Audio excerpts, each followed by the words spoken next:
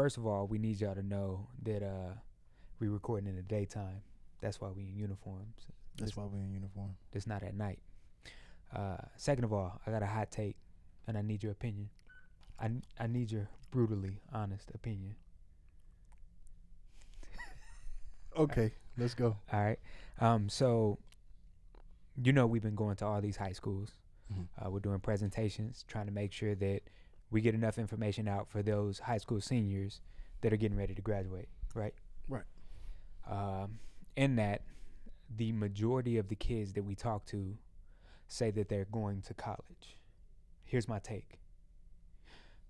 I believe that the majority of them say that they're going to college out of a scarcity mindset. You get what I'm saying? No. Okay.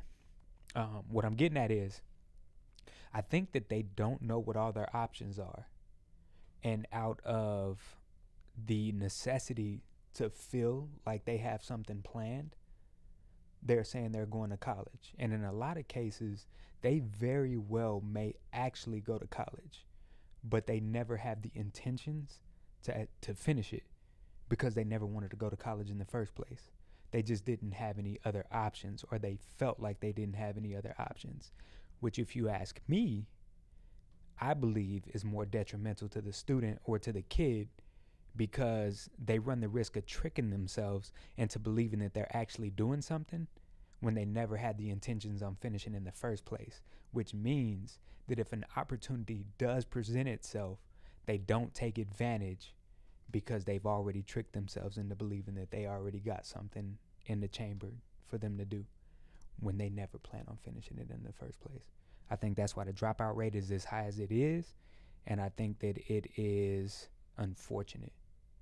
How do you feel? So, this is my take on college. Okay. Anybody can go to college. Mm. You just pull up, park your car, you're there. I want to go to USC. Pull up, park my car. I'm at USC.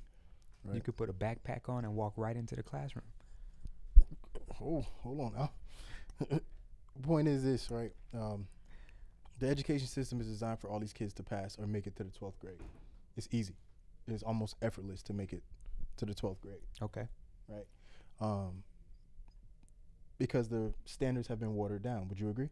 I agree. Okay. 100%. So this is the thing. When you're paying for school and you're going to college, you're not getting pushed the same. These professors don't care if you finish. If you turn in your assignments, you're getting a 0, they're going home.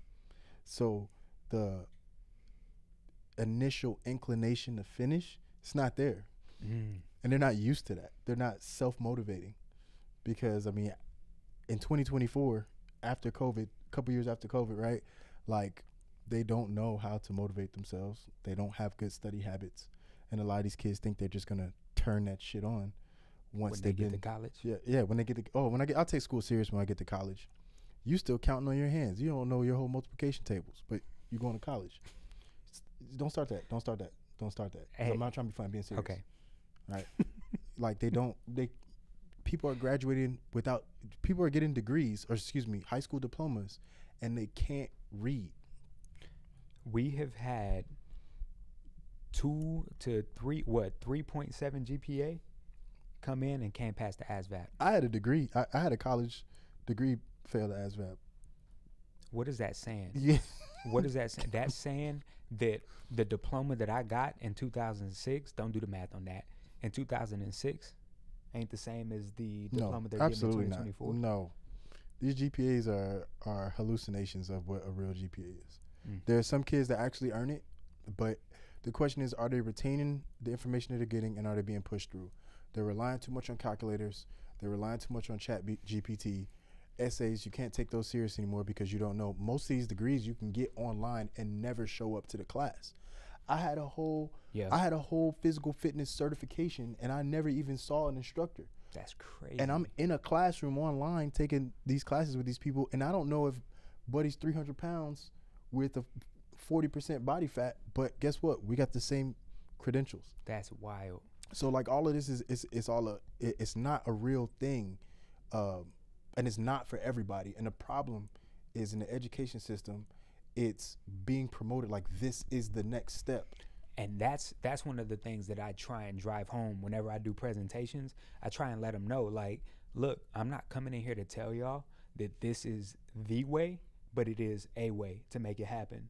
And they need to be able to have the options that they have laid on the table in order for them to make an educated decision about what it is that they want to do. But when they get pigeonholed into believing that college maybe is the only way, the workforce is the only way, what happens is they pick one of the two. Mm-hmm. And then once they pick one of the two, they trick themselves into believing that I already have a plan. Mm-hmm. So nothing else that is presented to me is going to be considered as an option. Mm-hmm. So it's a rough subject because you don't want to walk into a classroom and discredit the education system up front, right? Of course. Because you don't want to offend teachers, you don't want to offend educators. But I think it's almost their responsibility to make sure that these kids know all their options. Just think about the other day when you went to the community college, Yes. right? So, short story, what happened when you went to community college? Walked into the community college. It is very, very similar to what you experienced in high school, where they got the students working the front desk. Cool, got it. The students were very, very approachable. Immediately asked me what I needed, and once I told them that I was looking for the dropout list, they said that they had to go get an administrator. Cool, that's understandable. They go get a lady that works in the back. She walks past, never acknowledges my presence at all whatsoever, asks another lady a question about that list. And then once they decided that, no, we cannot give you that list, you have to contact district, the lady walks past again, sucks her teeth, and shakes her head as she's walking past me. Now, mind you, I am there asking about their dropout list, the list for those that did not finish their degree program, and they are probably trying to figure it out. So I'm not looking to Hold on. I'm gonna stop right there.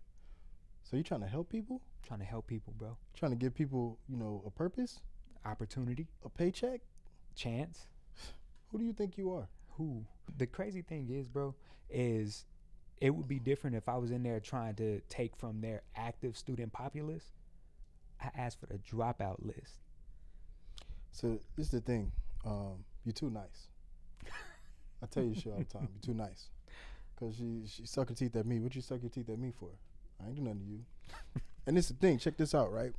Cause there are a lot of good educators out there. There are a lot of good teachers, principals, wonderful staff, I right? second that. There's a bunch of them. Appreciate them.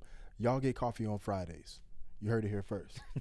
I've had an administrator tell me it is my job to protect these kids from you. That's crazy. Hold on.